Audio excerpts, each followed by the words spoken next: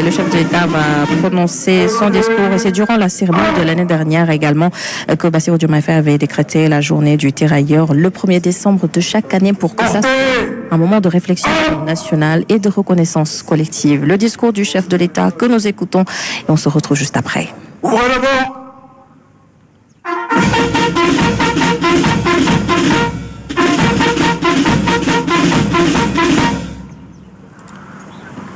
Monsieur le Président de la République de Gambie, cher frère Adama Barrow, Monsieur le Vice-président de la République de Côte d'Ivoire, Monsieur le Président de l'Assemblée nationale de la République togolaise, Mesdames, Messieurs les chefs de délégation, Monsieur le Président de l'Assemblée nationale, Monsieur le Premier ministre, Mesdames, Messieurs les ministres et secrétaires d'État, Mesdames, Messieurs les membres du corps diplomatique, honorables députés, autorités administratives et locales, Mesdames, Messieurs les descendants des familles des tirailleurs sénégalais, distingués invités, chère population de Thiaroye, Mesdames, Messieurs. À l'entame de mon propos, je voudrais d'abord saluer et remercier le président Adama Barrow d'avoir bien voulu se joindre à nous pour cette commémoration. Je remercie également les chefs d'État et de gouvernement de la République de Côte d'Ivoire, du Togo, du Cameroun, des Comores, de la République du Congo, de la Mauritanie et du Tchad, qui ont dépêché des délégations de haut niveau, ainsi que tous les pays amis ayant bien voulu répondre à notre invitation. Plus qu'un geste protocolaire, votre présence à Thiaroye témoigne d'une conscience africaine qui s'affirme à travers notre histoire partagée qui se reconstruit et notre volonté commune de rendre à nos peuples la vérité qui leur a été longtemps confisquée. En ce jour de recueillement pour la nation, nous sommes réunis sur cette terre meurtrie de Thiaroye pour rappeler que la vérité ne s'efface jamais. Elle finit toujours par réclamer justice. C'est le sens de notre présence ici, pour honorer la mémoire des tirailleurs sénégalais, héros africains venus de divers horizons, qui ont versé leur sang pour la libération de la France. Leur sort fut tragique une fois la mission terminée, puisqu'ils furent brutalement assassinés par l'armée coloniale, leur seul tort étant d'avoir réclamé le paiement de leur dû, la reconnaissance de leur dignité et le respect de la parole donnée. Aujourd'hui encore, nous honorons leur sacrifice et affirmons que leur combat pour la justice et la dignité ne s'effacera jamais de notre mémoire collective. Si le massacre a eu lieu ici, sur le sol sénégalais, le sang versé fut celui de l'Afrique. Dès lors, commémorer Thiaroye, c'est reconnaître que nos destins sont liés. C'est faire de cette tragédie le socle d'une solidarité panafricaine et un pilier de l'avenir que nous construisons. C'est renouveler notre engagement solennel de bâtir une Afrique qui se souvient de son passé pour vivre pleinement son présent et regarder avec confiance son avenir.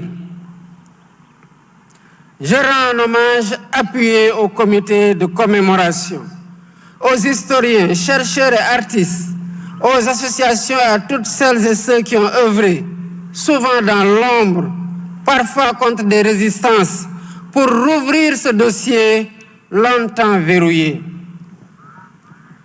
Grâce à eux, de nouvelles pistes d'investigation ont été explorées et la mémoire refoulée de cette tragédie peut enfin être illuminée sous l'éclat de la lumière de l'histoire dans toute sa vérité. Je remercie du fond du cœur les populations de Thiaroye, les familles des victimes et les autorités locales, toutes gardiennes infatigables de cette mémoire. Depuis des décennies, vous portez la flamme et veillez à ce qu'elle ne s'éteigne pas pour que le monde n'oublie jamais. Je salue également notre vaillante armée, héritière de l'histoire de tous ces soldats qui ont servi avec honneur. Merci pour votre engagement dans la préservation de cette mémoire commune. Mesdames, Messieurs, chers invités, l'année dernière, à l'occasion du 80e anniversaire, nous avons franchi une étape historique. Pour la première fois, la France, par la voix de son président, a employé le mot juste, massacre. Ce mot juste, cette reconnaissance restitue à l'histoire la part de vérité qui lui a été amputée. Aujourd'hui, nous nous engageons avec nos frères et sœurs africains à poursuivre ce travail de vérité et de mémoire. Je me réjouis de la publication officielle du livre blanc sur le massacre de Thiaroye. Ce document fondamental, fruit d'un travail scientifique et d'une enquête minutieuse, s'appuie sur des archives, sur la parole des témoins et sur des preuves matérielles pour reconstituer les faits et restituer la dignité aux martyrs. Le livre blanc devient désormais une référence incontournable pour comprendre Thiaroye. Il confirme que la mémoire ne peut plus être un territoire de dissimulation, mais doit devenir un espace de justice, de réparation morale et de reconstruction collective. Pour poursuivre ce travail, le comité scientifique Pour poursuivre le travail scientifique et compléter l'exigence de vérité, j'ai ordonné des fouilles archéologiques sur le site de Thiaroye, dont les travaux ont débuté il y a quelques mois. À ce propos, la France, par la voix du président Macron, vient de proposer la mise à disposition de son expertise et de son savoir-faire à nos archéologues. Mesdames, Messieurs,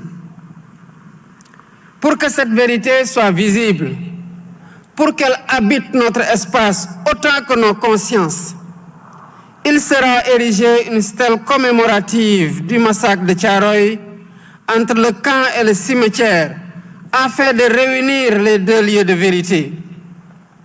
Cette stèle ne sera pas un simple monument de pierre. Elle constituera le cœur d'un vaste ensemble mémoriel, comprenant une esplanade pour les commémorations, des espaces éducatifs et culturels dédiés à la jeunesse et des résidences pour accueillir des chercheurs du monde venus travailler sur l'histoire et les mémoires coloniales. La stèle fera de Thiaroye un lieu de mémoire vivant, un phare de vérité historique et une citadelle de savoir pour les générations futures. Elle traduit notre volonté de transformer la douleur en force, le souvenir en apprentissage et le passé en levier pour un avenir de souveraineté et de dignité retrouvée. Ce travail de commémoration, ce travail de mémoire dépasse la simple commémoration. Il est aussi tourné vers l'avenir. C'est pourquoi le gouvernement s'engage à renforcer la place de l'histoire du massacre de Thiaroye dans nos programmes scolaires. Nos enfants doivent en connaître les séquences, les acteurs et les récits. Ils doivent comprendre les mécanismes de la domination coloniale et la valeur de la résistance.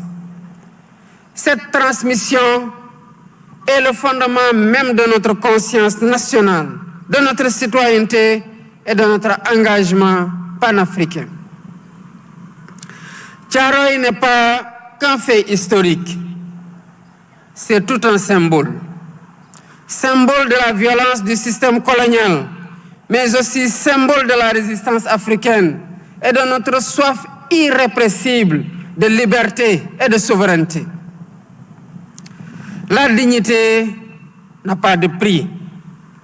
La question des réparations et de la justice doit désormais être posée sereinement, mais résolument, dans un dialogue fondé sur la vérité historique et le devoir de justice envers les familles des victimes. En conclusion, le combat pour la mémoire de Thiaroye est un combat pour l'âme du Sénégal et pour l'âme de l'Afrique.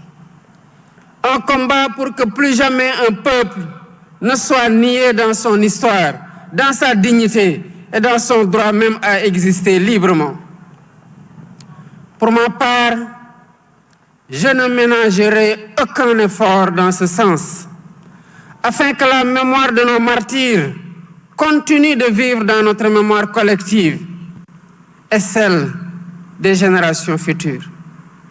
Vive le Sénégal, vive l'Afrique unie, libre et prospère. Je vous remercie.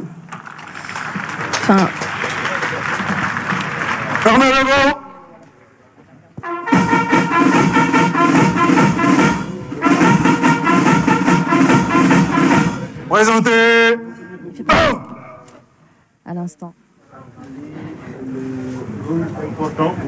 Nous venons d'écouter le discours du président de la République, Bassirou Diomaye Faye.